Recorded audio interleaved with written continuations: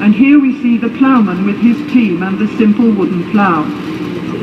After ploughing, the heavy clods of soil are broken up with a hoe, and then furrows are made with the broad-bladed mattock. The sower scatters the seed from a small bag or basket, and sheep follow the sower to press the seed into the tough soil with their feet. Beside the houses in the background are pigeon towers. The Egyptians kept pigeons for food, and they were used for carrying messages, especially for the army. The fields are irrigated by means of the shadoof, which works like a balance, with a bucket at one end of a long pole and a heavy stone as a counterweight. Shadoofs are still sometimes used in the Egyptian countryside. When the grain is harvested, the sheaves are carried to the threshing floor in a net bag hung on a long pole. When a thick layer of grain has been spread on the circular floor, oxen or cows are driven round to break up the ears of grain with their heavy feet. The next process is winnowing, when the grain is tossed up into the air so that the lighter chaff or husk will blow away on the wind.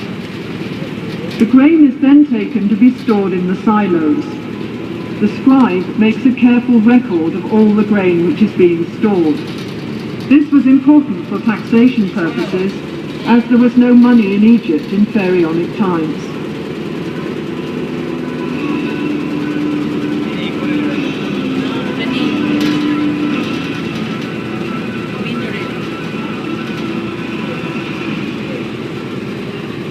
Honey was used for sweetening by the ancient Egyptians, as sugarcane was not grown in Egypt in those days. Beehives were made of pottery tubes piled up in rows, and in some parts of the country, beehives are still made this way today. The River Nile was the main highway of communication in pharaonic times, so boat building was an important industry. Small boats were made of bundles of papyrus tied together with ropes. Such boats were used for short journeys and for fishing or hunting trips. Larger boats were made of wood, usually cedar wood imported from Lebanon. Wooden boats were pegged together with dowels and sewn together with ropes, as can be seen in the cross-section on the bank. When the boat was put into the water, the wood expanded and the rope shrank, so the boat became completely watertight.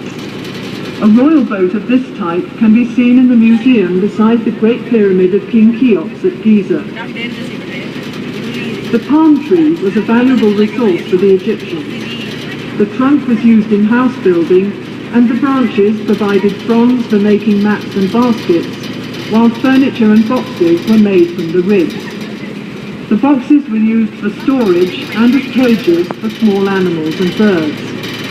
The Egyptians today still use the various parts of the palm tree for the same purposes. There were many different kinds of fish in the Nile and its canals which made good food, and